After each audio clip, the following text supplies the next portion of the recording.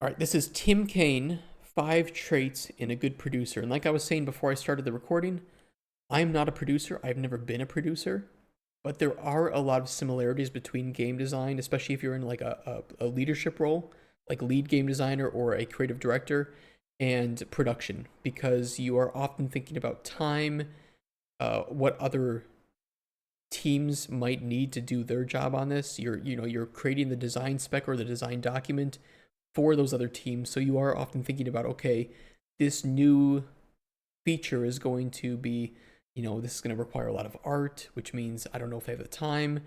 I know what they're capable of. We have three 3D artists, only one 2D artist. Maybe this feature is really heavy in 2D art, and it's like, okay, we might need to outsource. We might need to get some more time on this or another pair of hands. I think there's a lot of overlap in design and production, and you'll often see game designers going down two paths. They'll go junior, regular, senior, and they'll either stay a senior, or there's three paths. They'll stay a senior because they don't want to be in a leadership role. I respect that. I get it. They become a lead designer or creative director because they want to be in that leadership role mixed with what they enjoy. But I promise you, it's a lot of meetings. It's a lot of meetings if you go down that path. Or they become a producer because they like the organizational aspect of it and the management of the team and the time. And they can mix those skills that they've honed with game design to become a better producer. And honestly, some of the best designers I've worked with have worked in game design.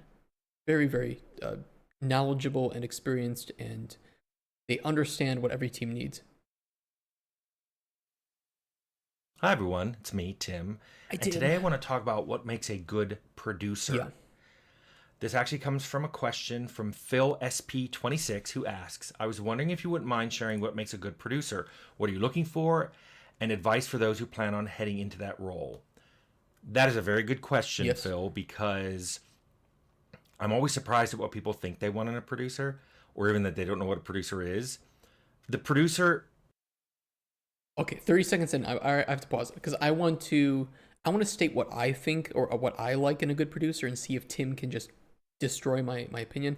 But also, I have also seen that where people who want to get into game development, there have been two times that stick out to me where these are people who are like, they think they understand game development, but they don't. And like, I don't get the point of a producer. They don't. That doesn't exist. That's not. I had one person say that isn't a real thing. That isn't a real job in game dev. They were like adamant that a producer is not important. It doesn't exist. That no studio uses one. I will never forget that conversation. That was really fucking funny to me.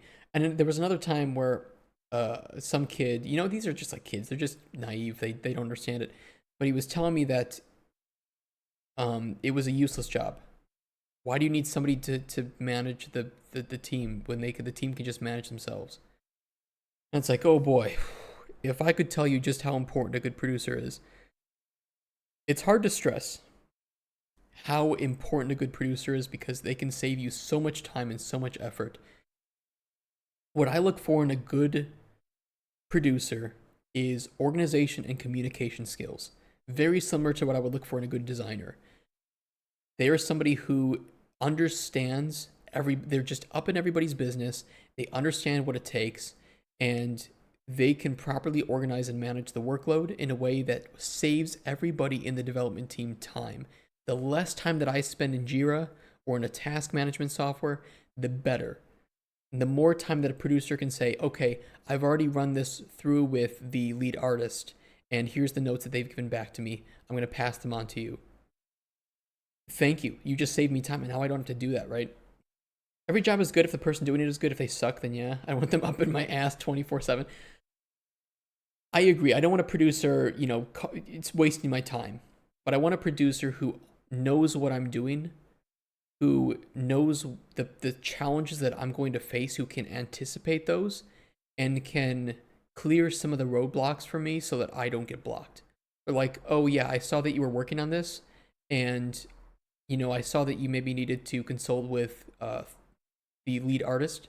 So I talked to them and I set up some time for you guys later today to talk. Oh, thank you. Perfect. Yeah. So it's kind of that anticipation. It's just such an important role. You can't just sit up in Jira all day. That doesn't really help anyone. You need to anticipate what teams might need and clear the roadblocks so that they can do their job more efficiently. Skill management and notices when there's a problem. Yeah, 100%. You need to, yeah, I think a good producer is like a good designer, is they can spot those red flags from a mile away. They can say, hold on, this feature sounds good, but we have this milestone down the line. It does not work here. So why not call a job what it is? What is it to you? Because I think to me, producer sounds, it's misnamed. Fair enough. You need a psychic. Well, a producer's job is also handling being a liaison between the publisher and the team, right? And being a good liaison between like a publisher and the team is telling the publisher no. It's not saying, oh, I'm going to go ask the team what they think. I'm going to go ask the creative director if we should implement this. Although I don't know why a producer would have a discussion without the creative director present, but either way, it's not, oh, I have some questions from the publisher. Well, okay, I could have gotten that myself on the call. Or they could have just sent that in an email. No, it's being a buffer, I think is a good way to put it. Is saying, no. I know what this game is supposed to be. I know that the gameplay loop, I know the pillars. This is not going to work. And I don't want to, shove this onto the design team because they're already backed up with stuff, or the art team. So I don't think we can do this. And now you've saved time that the public, the designers, the artists may not see directly, but you've done them a service. You've given them time to just work on the things that they need to do without interruption. So that's what a good producer is to me. Somebody who is that liaison between team, between publisher, between sometimes even players.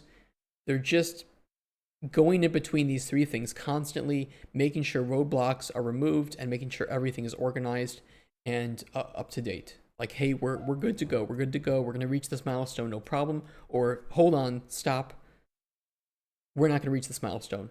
Go to a publisher, okay? Publisher, do we have extra time that we can extend this milestone on? No, we have no time. Okay, go to the teams. We need to cut something right now. And, teams can be like, okay, the creative director, the lead designer can say, okay, let's cut this feature, not important. Cut time, keep moving forward. It's a very hard job. It's a very hard job, and you need to get somebody that knows how to do it well. He's kind of at the top of the chain. Most people think the game director is, but in some ways the producer is, because they're handling everything that's going on and making sure it's getting done and interfacing with the publisher and interfacing with localization, interfacing with external groups that are doing work. You may have, maybe you've externed some of your art. Yep. They're handling all that stuff. Even if they have assistant producers who are directly handling it, they're managing those people. So producers do a lot of stuff. And you may think the answer I would give you is, I like a producer that does what I say. No, it should be the other way around. Your producer should be the one that is kind of like the marionette here, right? Is that the term for it? The puppet master, let's put it this way, okay? The producer should be the one saying, OCD, essentially, I'd be great. Yeah, they should be, they should be like, no, I understand you want this in the game, but I'm the one in charge of the timeline, okay? I understand, Mr. Lead Designer, that you are trying to achieve this, but we do not have the time. We don't have the time. It will not fit, okay? So you need to focus on this. Whatever you need for it, I'll help you out. But your idea, as great as it is, let's save it for after this milestone or after this release, when we might have some time to implement it. No, producer should not be doing what the creative director or what the lead designer wants. Absolutely not. Producers need to be a little tough. Yes. Because they work with all kinds of different people, and they're the ones who often put their foot down and say, this has to be done, or it won't go into the game. Yeah, the game director does that a lot, but sometimes the producer is the one that even has to tell the game director, you're out of time, you're out of money, or that person isn't available anymore. Yep. They're moving on to something else. So either you're happy with that feature, or we're cutting that feature. Decide. So if you don't think you could do that, you may not be a good producer. But let me talk. I'm going to walk through. Thanks, Joe. I think 5 things a producer has to be good at. Okay. Just to number them. the first one may seem obvious. I'm going to say good communication. Yep. But let me tell you how hard that is in game development. Very. You have to have good communication skills, even with people who don't have good communication skills. Yes, every single person on your team will communicate in a different style. It is very challenging. I'm not that great at it, but I'm getting better. It's experience plus, I guess, listening. It's just okay. I've met this new programmer, and you can tell that they're a bit autistic, right? They're not very good with social cues. They require maybe, they like the lengthier explanations. They're not really good with like high level things. They need those low levels. So it's like you need to adapt to communicate with that, on the spectrum programmer. You need to adapt to that because otherwise they can't do their job efficiently. I would also say though, and this is going to be a tough one to hear for some people, you need to build a team that can communicate well together. You cannot just pull random people in who communicate in different styles or maybe have bad personalities that don't mesh well with each other. It won't work. You're not creating a team there. You're creating a disaster. But a good producer, just like a good designer, who's going to be up at everybody's shit at some point, talking with whatever team, spending a lot of time with different people on different teams, needs to be good at communicating and needs to be adaptable. It's a challenge. Skills. There's a lot of naturally introverted people in the game industry, and you will have to learn to deal with all the different flavors of introversion that come. You will run into people, and these are people I've run into myself, who never want you to come in and talk to them. They want you to email them, or they want you to Slack them, or they want you to Slack them to get a time to come and talk to them, or they only want you to come in and talk to them during certain hours of the day, or they want you to only talk to them if you look on their desk and they don't have a little thing hanging on their monitor. But if that thing's hanging on the monitor, that means don't come in and bother me. Some of this is a compromise. You need to compromise on this. So it's okay sometimes to have like, these are my quiet work hours. I prefer not to be bothered here. But you also need to know that sometimes fires happen. Sometimes you need to be bothered right now about something. There's no questions because you are now a blocker to a certain feature implementation. And I don't care if you don't like to speak between the hours of noon and 4 p.m. because that's when you get your most work done. You are a blocker. By not talking about this problem right now when it needs to be talked about, you are wasting everybody's time and wasting money and delaying a feature implementation. I get it. But also, you do need to respect some people's time where it's like, for me, I don't like any meetings scheduled over lunchtime. And I said that. I said, during lunchtime, between the hours of like 11 to noon, which is when I would usually go to lunch, no meetings. None. Okay? Informative stream, I appreciated this as a junior dev with atrocious soft skills. No worries. Yeah, I mean, that's kind of why we do these segments, is not only for me to learn, but also to become a better communicator so that I can become a better, leader in the industry. Leader. I'm a CEO of a company. I'm going to have to lead people. And also just to help people, because I think there's a lack of some types of information for junior developers wanting to get into the industry. And open, long-winded, nuanced conversations like this, I think can help. They're like GDC talks, but you get to interact with me live, I guess. Perceptive of you. Look, I'm not very good with soft skills either. In fact, I have been not given certain positions in older teams because managers thought that I lacked soft skills. I like to just think that I'm blunt, which is why I work with a lot of autistic people because they're just blunt to me, like, yeah, that sucks. And I'm like, okay, yeah, I appreciate that. And they don't mind when I say that back to them. So for some reason, I do attract a lot of friends that are on the spectrum to some extent and are more introverted because, I don't know, I like working with that. My family is part Eastern European and we are direct also. Yeah, I'm in Poland right now, actually. And Polish people are often like that, although I know that you have to be different, right? You have to, if you're talking to a publisher, publishers usually don't like, I don't know, it depends on the publisher. Some publishers I've worked with are, they want to be softened up, and others, especially if they're like German or something, actually are just like, no, you tell them the way that it is. It's like, we do not have enough time. We need one more week. Can you give us one more week? And they will either say yes or they will say no, and they will mean what they say. That's it.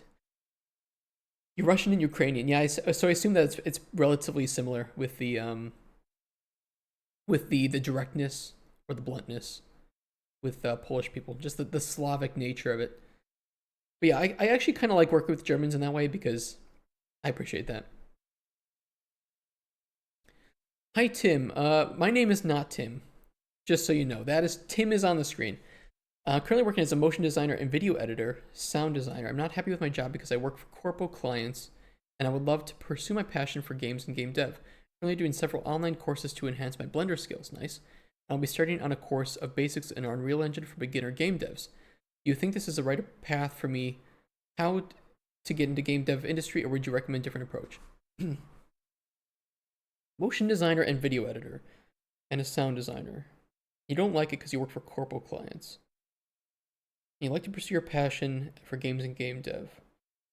So I assume from what you're saying, you want to work in like indie or double A teams where, I mean, granted, these can still be corporations, and indie and double A devs might still work with publishers who are corporations. They're on the stock market. They're going to be the ones that they're not going to allow you to say what you want, because if you say anything about the game, it might affect their stock prices, which could get them into legal trouble. So you want to work for like primarily indie self-published studios or indie publishers who don't really, they're not on the stock markets, they don't really care, or they're not going to be as strict. I think teaching yourself Blender skills and basics in Unreal is a good start. Unreal is very friendly to beginner developers who aren't programmers, which you don't seem to be, but correct me if I'm wrong.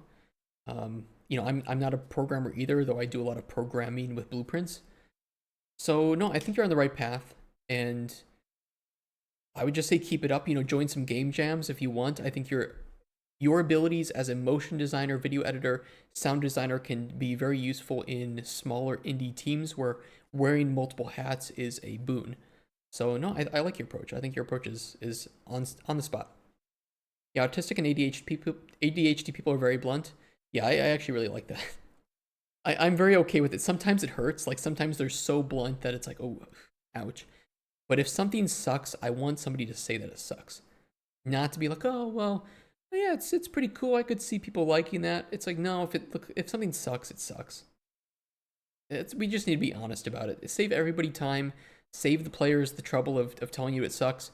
You don't want to end up in a situation like Concord, where the toxic positivity of the company for like 8 years forces people to be afraid of speaking up, and then you end up with a $400 million flop that was taken off the market less than a month after it was completed. You don't want to end up like that. Even if they sometimes forget to take that little thing off their monitor. So all day you don't talk to them because they've had that thing on the monitor. Yes. You just have to figure out how to work with all these people. And you may think some of this is just, people are just getting so full of themselves, and you have to accommodate me. I don't need to accommodate you. But it's not. There's some of that, but it's not all that. I'll give you an example. I've talked about how when I program, I often have this big structure I'm building in my head, and I'm thinking about the structure, and I'm typing in, and I'm doing an algorithm, and I may not be typing continuously. I may go type, type, type, type, type, type, type, type, type, type, type, type, type. I've had people they wait for me to finish typing, and then they jump in with their question. The problem with that is it just caused that structure to break down, and it may take me 15 minutes to get back into that mode. That's the origin of why I started putting a comment ZZZ in my code, and then I realized whenever I got interrupted, and I put a ZZZ, later I'd find bugs around. Bugs were always within a few lines of a ZZZ. That's a pretty good idea. I actually like that. That happens a lot. I'm gonna put Tim Kaine on a better pause screen here, but that happens a lot to me on stream too. Just because naturally I get distracted by chat, which Just so you know, guys, I'm okay with I'm happy to get distracted and talk to you about things. That's why I love streaming game development, is because we can talk about things. But just know, hopefully you guys don't get too frustrated with me with I'll jump back in after being distracted for 20 minutes and be like, I don't remember what I was doing. It just happens. I think that I'm more motivated and I'm in the long term more efficient streaming game dev, but in the short term, it's sometimes it's really, really hard. For ADHD, and the symptoms are varied. My favorite is the ability to simplify a 5-hour lesson in 5 minutes. I'll tell you what, I think that I have a little bit of some problems like that, though I don't want to admit it. And I just forget things. I'm very, very forgetful. I'm like so focused on one thing that I forget dates, I forget appointments sometimes. I just won't remember things people tell me, or sometimes I won't remember the things that I did 2 days ago because I'm just kind of like so in the moment trying to focus. Thank you for the answer. My main concern was that I have no experience in programming coding. I was hoping that using blueprints in Unreal Engine could be my way to actually start creating my portfolio and eventually switch to indie AA studio job and work on cutscenes, environment design, or whatever other game dev jobs there are. Let me show you something. Let me show you something that's a little bit distracted from the video. If you're watching on YouTube, um, just skip past like 5 minutes from here. I'll load up our game that we're working on, and I'll show you what we've done roughly, and then how much of it is C++ versus blueprints, and hopefully that'll make you feel a lot less worried. I'll forget mid-sentence what I'm talking about. Yeah, I do that too. I'm autistic and have ADHD in combination to my ethnic heritage, and I practice smiling and already recognize how limited speaking aids professional self-preservation. Yes, the good thing is I think that in game dev generally, you'll find a lot of people that are similar, and so you won't get judged as harshly. Though if you are expected to be a liaison between like teams, like if you want to be a team lead or a producer talking with publishers, good communication skills and especially being able to speak in front of a crowd, it doesn't have to be a big crowd, but it has to be maybe a dozen people. You need to be able to do that, and that is a challenge. And, about 10 or so years ago, I was not even able to get in front of a camera, much less speak into a microphone for people. And it's been a very long journey, and I'm still very bad at it and awkward. This is our game Cauldron Chronicles, right? And it's still loading some navigation, so it might be a little hitchy. Everything you'll see here, almost everything, is made with blueprints, including all the menus, all of the the alchemy system is a good one too. Everything with our alchemy system is made with blueprints, so being able to combine ingredients in the cauldron and to make potions, all of it blueprints. And if I can do it, you can do it too. There's a little bit here that is C++, but most of the things that are accomplished with C++ that we have are also accomplishable with blueprints. It might just be a bit more like roundabout way of doing it. C++ is the programming language that is primarily supported by Unreal. Bell peppers in the universe look quite different. This is just a prototype, so if we don't have to do it with art, we're not going to do it with art, right? All we need to do is this game fun? Is the general idea enjoyable? And then sell it to a publisher and say, okay, now if you give us the money, we're going to make this look and feel more proper. Thanks for reading the comments. No problem. I like reading comments. You guys are always fun to interact with. Some nighttime storms going. So just note, almost everything here is blueprints. All of our menus and things. Oceans, we just did some hotbar tweaks today. So I think if you put in enough time and you learn enough about blueprints, you can do a lot. And they're very powerful. They are not that much less efficient than coding, although Knowing coding is always an important aspect of making good blueprints. Is knowing how to write good code, how to write good and efficient functions. But we have everything here, so don't feel bad. If you don't know how to code, jumping into blueprints, you can do quite a lot with them. Okay, where did we leave off, Tim? Few lines of a ZZZ. Yeah. So it's not necessarily it's a personality type. It's the work I'm doing. When I'm designing, you can probably interrupt me. If I'm programming, I'd prefer you not. But Same. it's on me to let people know Yes. when and how they can come ask me questions. I can't just say never come talk to me. You have to work out a system that works for you. You can't. Yeah, I mean, I get it. I get it. I know why programmers really love to have remote work because they get distracted less, they get interrupted less. But at the same time, you have to be there because you are a team member, and sometimes you will block other people. You need to be adaptable, but I understand that there's work where you need to focus and you don't want to be interrupted. It happens. I get lost in the if this And code a producer happens. It happens. But I mean, that's you fix bugs, you refactor. That's just part of it. You're not going to write perfect code every time. is often the person you work that system out with. So, number one, a producer has to be a good communicator, and keep in mind you'll be communicating with not just devs but with publishers, with press, with management at the company. Yep. You will be dealing with a whole bunch of people and a whole bunch of roles, and you've got to be good at all of it because you're a producer. If that's what you want to do, that's what you're going to do. So that's the first one. Good communication is the first one. The second one is being organized. More than probably anyone else on the team, you have to be highly organized because game development these days, there's a lot of moving parts. There's a lot of half-finished things going into the game.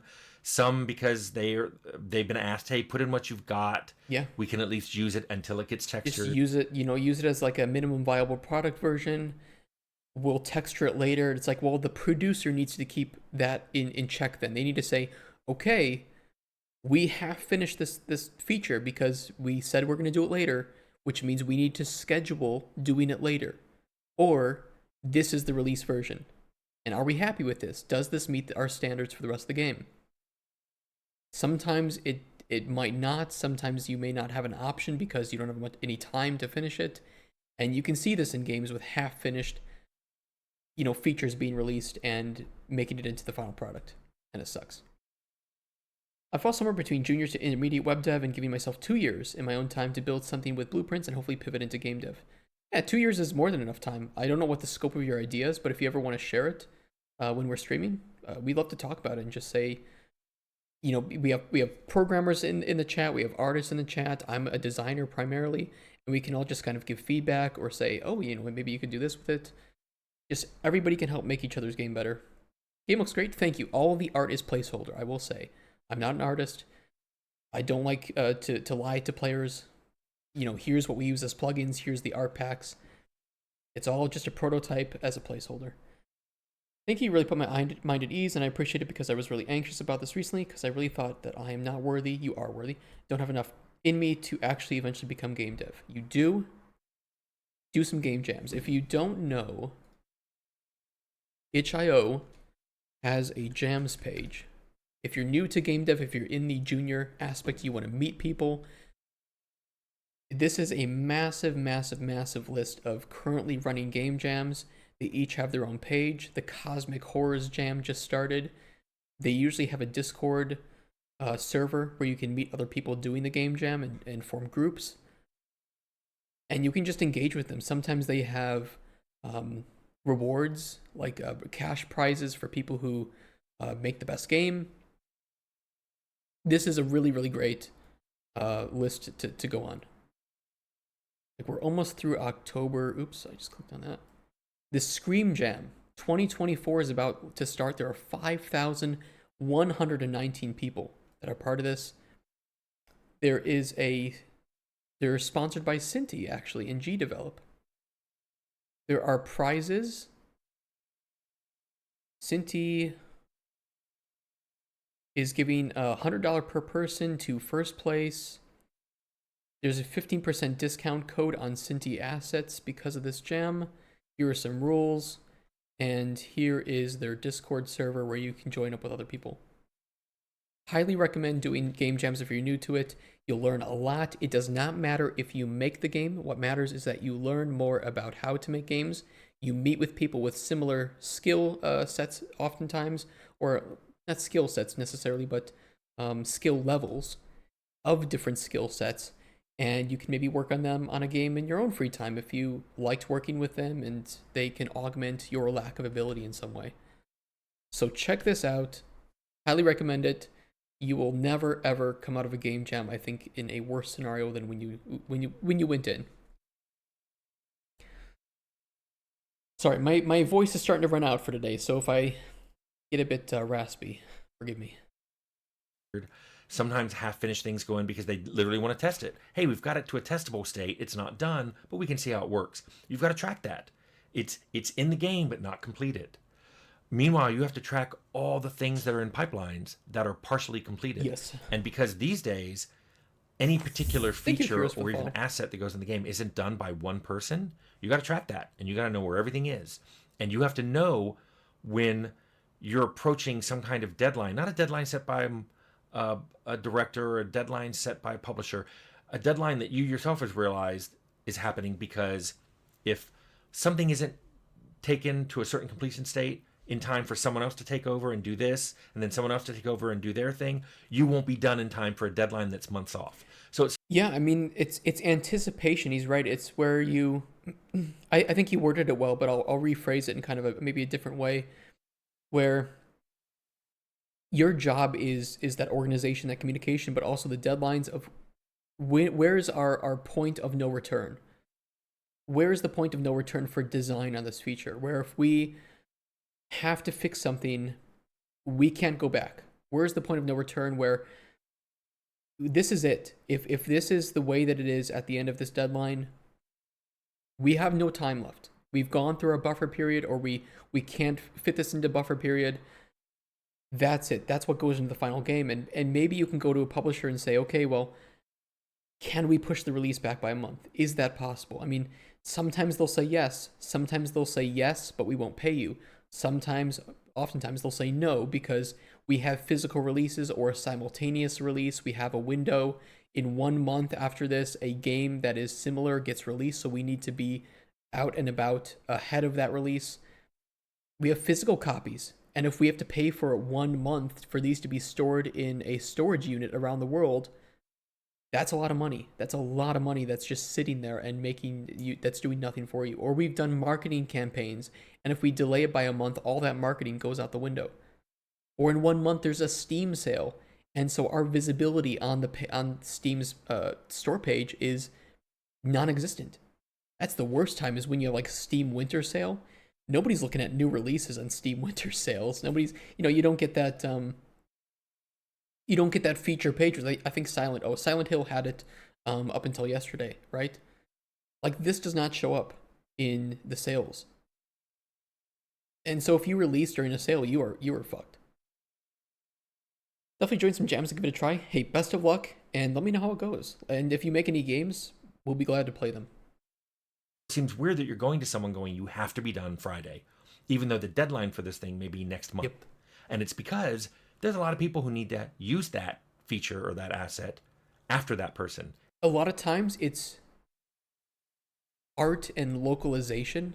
So, if you look at games that are early in development, ours is no different, by the way, or you look at especially MMORPGs, right, that are early in development, their UIs look bad. The reason why UI is bad is because you're still making the game. You can't decide on what the UI should look like and waste a bunch of time and money making it look pretty when you don't even know if this feature is the way that you want it to be by the end of the game.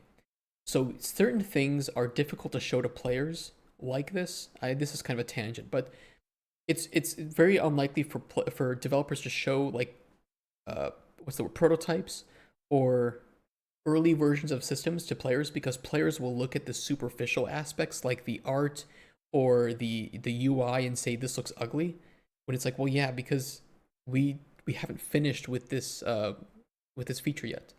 So working on the UI or putting assets into the game is wasting time because we don't yet know what that final list of assets should be or what's going to be in the UI. And I don't want to waste the time of my UI designer and UX designer on something that isn't finished. But he's right. It's like he's saying specifically that things, there's earlier deadlines than the deadlines that are more noticeable because it's like localization takes a week to get back to us usually. So we need to have this feature done, or we need to have all of the text in the game in this feature 1 week before we actually have the feature deadline, because that's when localization looks at it.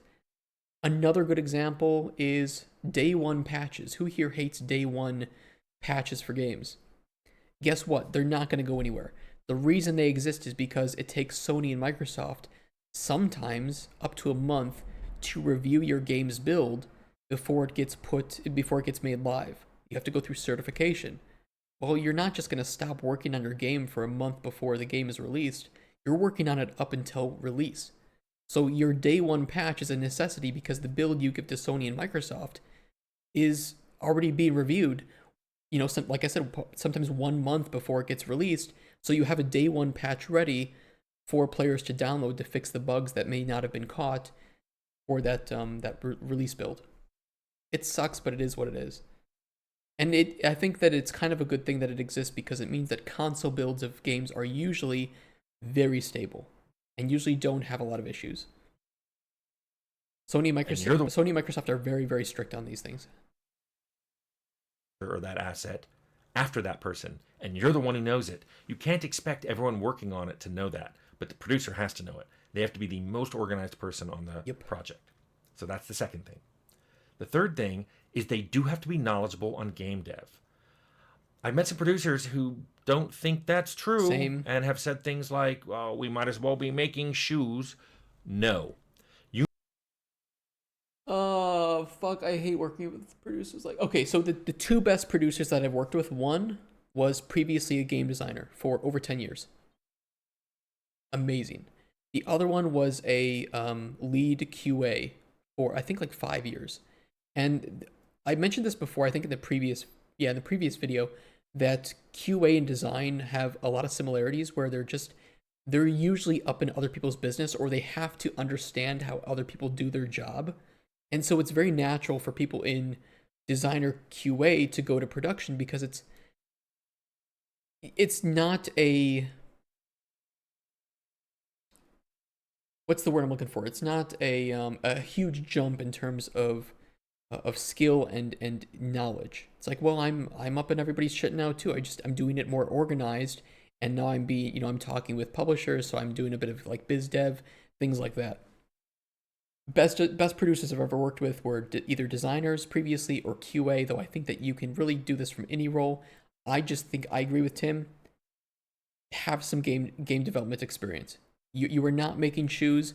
You are making a highly specialized piece of software that is supposed to be reliable and repeatable in most cases, especially single player games. Every single game is like a new, highly complex application being developed that serves a repeatable purpose. And that's very, very difficult. It's the reason it takes years to develop games. You need to know how game dev works. And I'll give you an example. Making 3D assets in today's games, first it's modeled. This is what 3D pipeline is. First it's modeled. Bunch of polygons shaped in a 3D software package. Then it's textured. Mm-hmm. Then it's rigged, which means bones are added. It's a character. And then it's animated. At each one of those stages, a lot of design has to be known. And not only design, but a lot of terminology. If you don't know the terms for that modelers use, or you don't know the terms that animators use, you'll have a more difficult time understanding what work is required to make it. And it's the same it's exactly why I mentioned game design and production is because, or QA is because if they don't know the terms to use in their bug reports or in their design documents, it can sometimes cause confusion or unnecessary amounts of extra reading to understand what the bug was, what was occurring with the bug or what the designer was intending to happen, right? It's like, okay, you mentioned that the gun does damage. Well, do you know what? Do you want it to be an integer? Do you want this to be a float? Value. And if you don't know the difference between these two, you might be like, well, I don't know. So what do you recommend? Putting that in the design document though can save everybody time. You can say, here's the structure as I envision it. Damage as an integer, health as a float. Why? Because we might have half values of health, or health is shown as a progress as a bar, right? And so your UI designers will want to know that too. Being able to communicate with the right lingo makes you a better designer. Just note that if you're a junior designer or whatever, you'll learn this with time. This is not something you need to know to become a designer. It's just something that you will, in my opinion, you should learn as you get more experience in game design. And as a producer, if you know those lingo, you can talk more specifically with each department and then come to the realization of what needs to happen. Lingo is important. The modeler has to know what it's supposed to, how big it's supposed to be, and roughly shaped like, and well, exactly shaped. And then the texturer needs to know, well, what is it supposed to look like, and what environments is it in? Tell me about is your it worst supposed to stand producers. out, or is it supposed to blend in? And then the rigger needs to know what parts of it need to move. Does it need to? You might have a creature that doesn't need to be rigged around its face as much as a person because it's not expected to make expressions. And then you have something else that's like, no, I want this to be highly expressionable. And then finally, you have an animator who needs to know, who gets all these things and needs to know what animations are needed. Because maybe this thing doesn't have a death animation, it's never going to be attacked. Or maybe it needs multiple death animations depending on what damage type is Well, used. even like facial animations, it's like if you think of a game like Mass Effect or Bethesda games, right? That they often use expressions like series of expressions in their facial animation, right? It's not an entirely motion captured cutscene like you would see with like Cyberpunk, right? So this allows them to string together expressions based on the text that's being given, and that's usually created by a designer in some point, or set by a designer. And that's a system that you then need to describe, is like, what expressions do we want our NPCs to be able to give? Do those expressions also have arm movements? Because that goes to your cinematic designer. Now your cinematic designer is like, okay, if we have arm movements, we need to pull the camera out more so that the camera can actually see these things. Or if you have like a cinematic designer with like Mass Effect, right, where you had custom scenes in a lot of cases and custom camera locations. Well, now it's like you have so much to think about that it's just a lot to think about, I guess, is what it comes down to. Tell you about my worst PM, which is the SWE equivalent. PM? SWE? Give me these acronym explanations for me. Kill it. All these things have to be known by the time they get to that stage in the 3D pipeline. But here's a kicker. Can any of those things be done at the same time? Once the model's done, can the one person texture it while another person rigs it? That's a huge point that I didn't mention, is who is blocking who. And a good producer will be able to know who blocks who, or be able to organize this behind the scenes to say, okay, design is blocking. I mean, usually design is a blocker, right? Because if you don't have the design for something, you can't implement it. But it's like, okay, well, we can't rig this until we have the models, which means that the 3D modelers are now blocking the animation team. We can't do facial animations until we have this all rigged up. Although it depends on your pipeline, but there's usually a way around that, but some pipelines you may not have. Now that's blocking. So it's like we have a pipeline for this, which is concept art the character, model the character, texture the character, rig the character, animate the character, and then we can start to do things with that character once that's all done. That's the pipeline. Producer needs to know that, because you need to know, if you look on a schedule and you see rigging and texturing happening on the same model at the same time, that if that's possible. And if not, you're the one who brings up, hey, I think this is a problem. Yep. Now, yes, the lead artist or your art director should have caught that too, but The producer is ultimately the one who makes and manages the schedule. They need to know that. It's well, there's some redundancy to it too. So this is Tim Kaine, by the way. I will share the link because you definitely need to give him a subscribe. He's worked on Fallout 1, on Arcanum, on Temple of Elemental Evil. He worked on Outer Worlds, on Wildstar. He's an RPG legend. So I'll give you the link after the video. 100% give him a subscription if you're new to game dev or if you're in any form of game dev. But what I was saying is that he's right, is that the producer exists as like a redundancy, as if your art director or your lead designer or whatever, or your lead programmer doesn't catch something, maybe the producer does. Limit the amount of holes or issues that exist in your pipeline, because again, you are usually, let's just say, an average 3-year game development cycle. There's a lot that can go wrong. There's a lot of problems that might exist. We go over the known unknown matrix a lot. Known unknown matrix, which in game dev is a little bit. This is okay. This is fine. You have, when you're starting out your game idea, you have your unknown unknowns, right? So you don't know what your game is supposed to be, and you don't know how to solve them. You start to turn that from prototyping into known unknowns and known knowns. The scariest aspect of game dev would be like the known unknowns, and these are things like, well, we know we need a combat system, but we don't know how the fuck we're going to do it. Well, how do you anticipate? How do you organize time? How do you predict time for something that you don't know that you needed and that you don't know how to do, which is your unknown unknowns? You have a schedule. You're being paid for that by a publisher, or you have investors that are looking for a certain quarter to be profitable. And you've said, well, we're releasing the game in this quarter of this year, so they expect profits after that, right? Well, now if you have a whole bunch of unknown unknowns appearing, you've just ruined that. And that's why games are getting delayed nowadays. That's why you have games getting released in shitty states like Cyberpunk 2077, is because of, in a lot of cases, bad production, but it's also because games are becoming so much larger and more complex that it is becoming more and more difficult to accurately predict and estimate how much time it needs to be spent on a certain feature.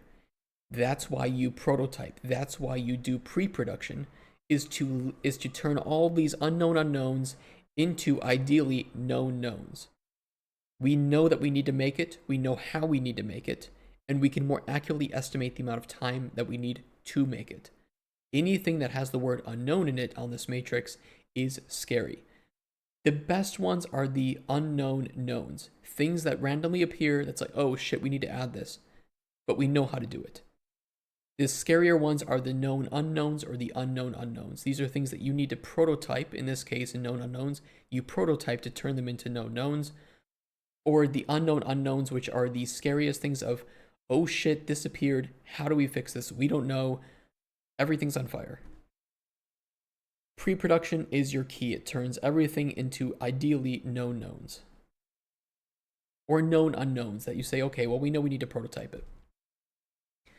Even the chatters in here are chill, so cool. Yeah, thank you. I mean, that's what we kind of go for. Just kind of keep it chill, keep it real, and not take things too seriously. Unless we're shitting on games that are getting released, like, I don't know, Star Wars Outlaws being kind of poo-poo, Concord development failing epically. We love to shit on that. I would sub it, but I'm hungry. Don't worry about subbing. A follow means a lot. I use the metrics on this channel to convince publishers that people are interested in what we do and the game that we're making. Subs are not necessarily important to me. I don't do this for subs. I don't do this for views. I'm doing this to share knowledge, to gain knowledge, and to just motivate myself to work harder. Knowledgeable on game dev is number 3. The fourth one is being proactive. I have a whole video on how people should be proactive, but wow, is that important for a producer? You shouldn't wait for problems to happen. Yes. You should look ahead in the schedule. Look for choke points. Look for things that are being planned to be done, but oh no, this thing that was being planned is by a person who's on vacation then, or this person's out on leave then, or this person just quit. And you check your schedule and it's like, oh, next month you were planning to use them to Oh do yeah, this this is a good one. asset. You don't wait to get to the point where that person is needed and then go, oops, I guess we don't do that. You're constantly checking the schedule. You're constantly looking for things that can be a problem and trying to take care of it early enough. You There's some of that can be mitigated. So one of the things that you can do is like share knowledge. So you should not ideally, although this is really hard on smaller teams, be the only person with the ability to solve a problem. Somebody should be able to fill in for you. I mean, God forbid you get in like a car accident or something, you get in the hospital. I hate to say it, but the game can't just be paused while you're gone. It can't work. Like the other people's livelihoods and safety nets are reliant on that game getting finished and the milestones being reached. You need to share that knowledge. You need to be able to at least document some of the pipelines that you're doing. That's where you move from prototype to vertical slice, right? That's entering production, is taking vertical slice and building those pipelines and documenting it so that if you leave, if for whatever reason you're sick, you're on vacation, you move to a different job, or somebody else needs to be brought in to assist you, they can get up and going as quickly as possible. A game called Shattered Space I saw on TikTok over 2 years ago. What happened? I don't know which one that is. I've never heard of that. I know Shattered Space, the DLC for Starfield. But yeah, what was he saying? Sharing that knowledge, being a producer who knows, being able to see those future issues, that's core to it. I'll give you a good example, a live example. Game name generator. And designers have to do this exact same thing, by the way. This is the one I like. Let me generate a video game idea here that Catholic Mall in the dark. I need one that I can think of like I don't know, possible Pogo Caper. Mega Aerobics Anarchy. Okay, so your game is like you're doing aerobics. Okay, you're doing aerobic exercises, and each one casts a spell that kills enemies, and the enemies just come at you all the time. Okay, as a designer, as a producer, you need to ask yourself,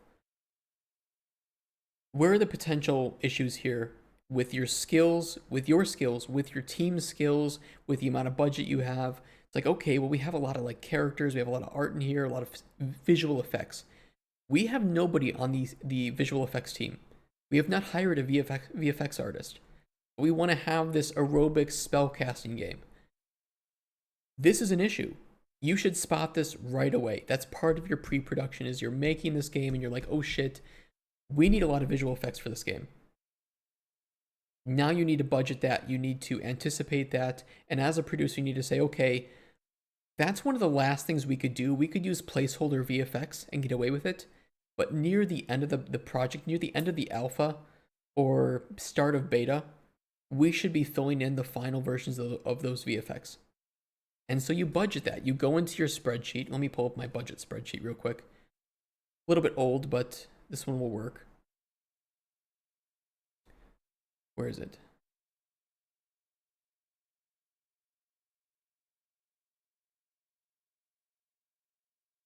Where's my documents? Guys, help! Here it is.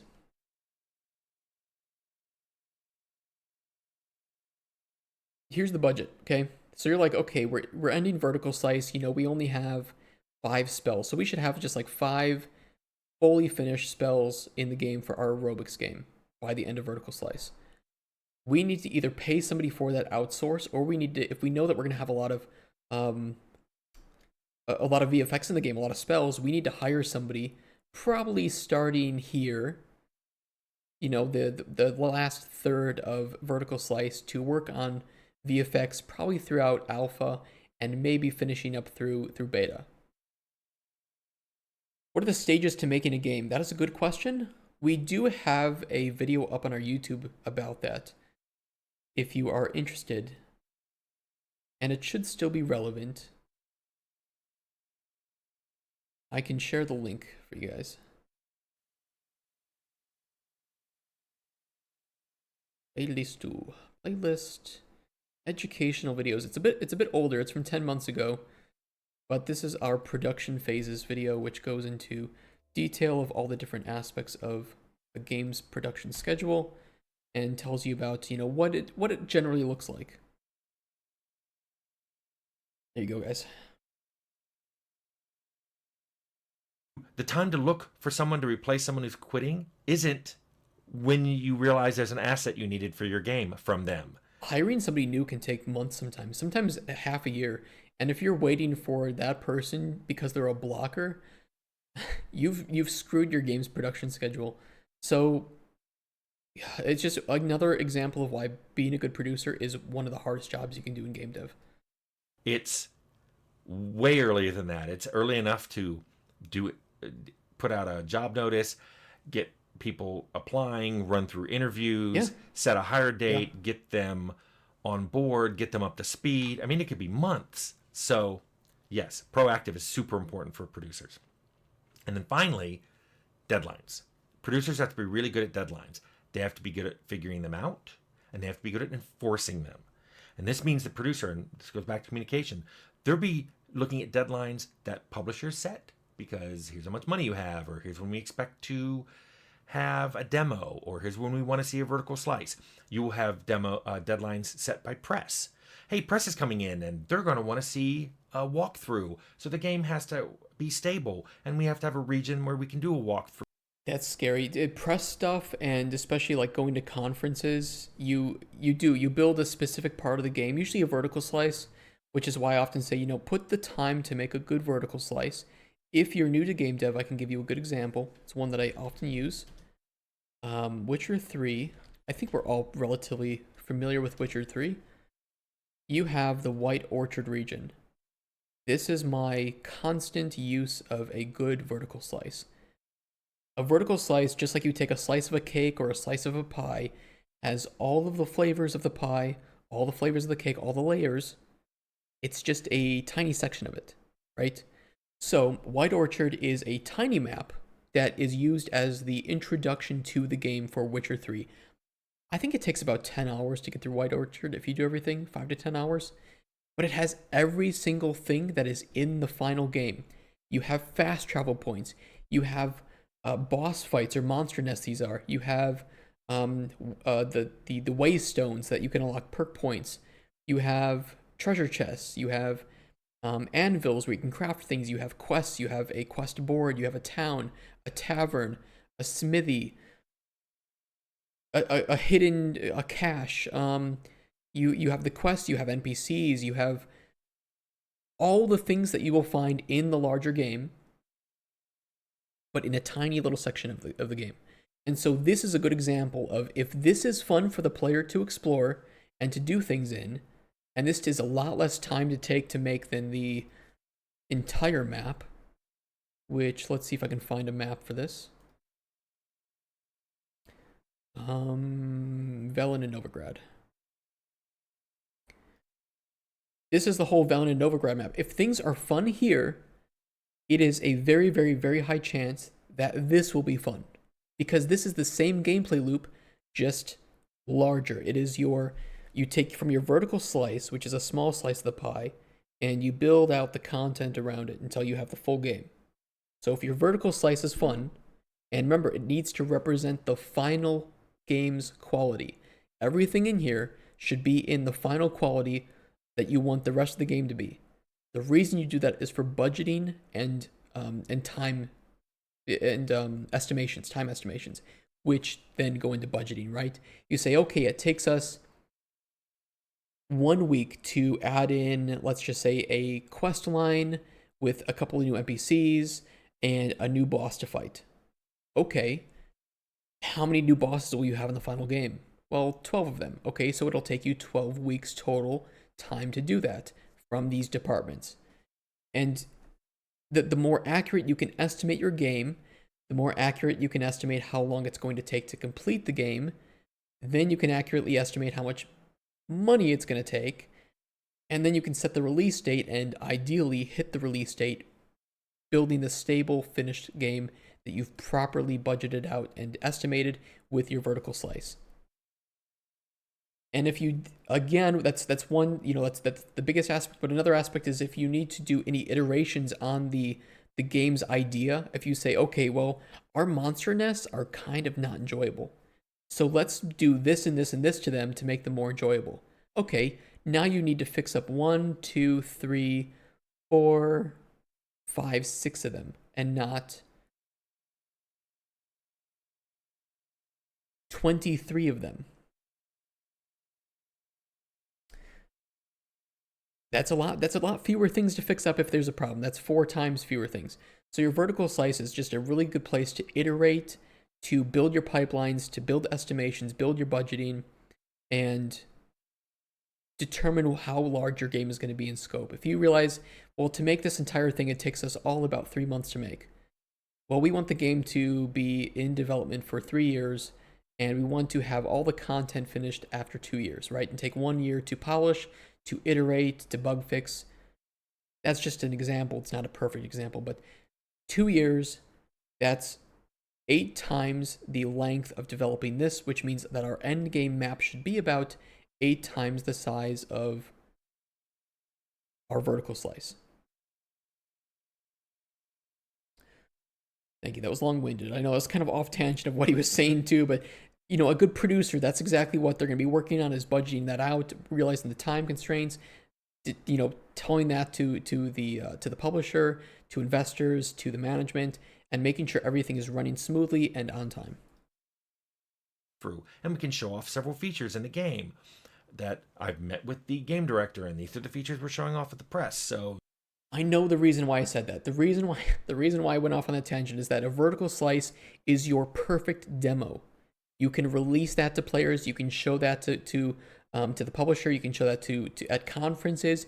You can show that to the press, and that will give everybody who's playing it or looking at it a good idea of what the entire game is going to be like. Just it's obviously the rest of the game is going to be a lot larger than that. That's why you make a vertical slice, is because it is your perfect thing to show off. If you go to Kickstarter, if you go to Steam Next Fest, if you release a demo in itch.io, wherever, your vertical slice is your best piece of content that you can show off before the game is finalized and moving into proper content creation and iteration. Here's a new deadline for everybody.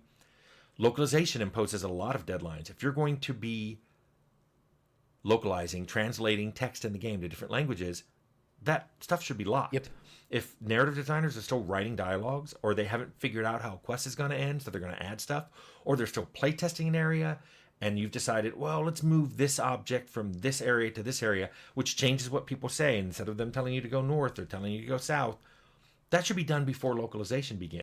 He's absolutely right. I mean, that's the reason why you do the production phases properly. You do proper vertical slice so that you know what you need and you know when you need it by, so that you do a content lock ideally at the end of alpha, but that's not really realistic.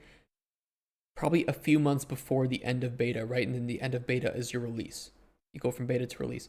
So a lot of your content will get locked around, let's just say, this time period. Features 100% should be locked at the end of vertical slice. They should be done with iteration at the end of alpha, and then you do small tweaks and fixes in beta before release, and then you lock things. You get it all to localizers. You do small tweaks. You do LQA, which is localization quality assurance. You do play testing, and then you start working on your goal build probably before the end of the last month. Do some tweaks, get some things out, do your goal build, ready your day one patch, and then you have release. The buffer period is just things that we didn't anticipate, right, is your buffer period. So realistically, your game should be done at the end of beta, and you just do fixes through buffer period. That's not going to happen. You're probably going to eat into that buffer period, but that's why buffer period exists. It's essentially beta, but you predict that your game will be finished before you need to chew into buffer. Your perspective shift. I wanted 7 different regions for the different races. Geography would be a pain.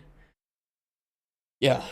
Uh, content is this. It's amount. The thing is, if you have your vertical slice done, the rest of this ideally is just busy work. Is I guess the way I could put it. You're just adding content. It's like, okay, we know what we need. We have our white orchard. We know how that should work. And exactly. And the rest of alpha is just content, content, content. Fill out the rest of the levels. Level designers are white boxing. Art teams are coming behind and filling it out with the end game art. Level artists are then cleaning that up afterwards. You're writing all the quests, you're putting it in the game, and then beta is ideally just fixing it up. Ladies and gentlemen, we got him. True. You're just fixing that up, you're tweaking it, you're fixing bugs, making it look good, making it feel good, adding in quality of life. You really shouldn't be adding new features here. If you're adding new features in beta, you probably did your pre-production wrong. And I've worked in teams where that's happened. They breeze through pre-production because they think it's just a date that you need to surpass and not a milestone with quantitative and qualitative measurements that need to be met. Do your pre-production right, your rest of your production will go much smoother. That's an internal deadline that nobody will impose on you, but a producer is expected to figure out and set. Yeah. So, good at making, setting, and enforcing deadlines is number 5. I think if you think you'll be good at those 5, you'd be a good producer. I agree. Of course, a good way to figure that out is to go to a company and be an assistant producer. Now, assistant producers, sometimes they're hired. Sometimes they come from other disciplines. That's why a lot of things on here, good communication, organization, knowledgeable on game dev. If you were a QA person or an artist and you decide, I think I want to do production, great. I've met some great producers who came from programming or design or other disciplines. But a lot of them I met wanted to be a producer from the very beginning because they were good at organization and communication. That's a good first step. Just don't forget the other 3 things. So I hope, Phil SP, this answers your question.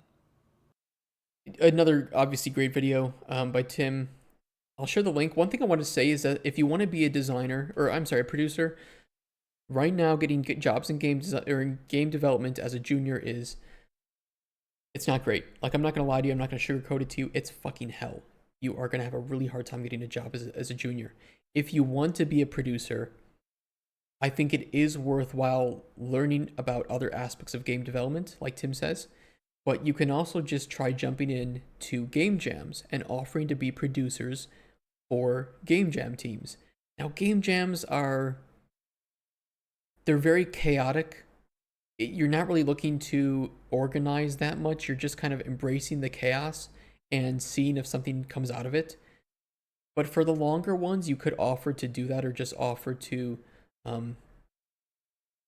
help out with organizing.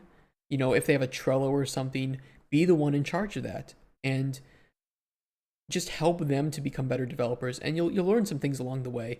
And maybe that experience can help you to leverage that into getting a job as a junior. Different regions would ideally just be a color shit with hot and cold environments. Hey, that'll work.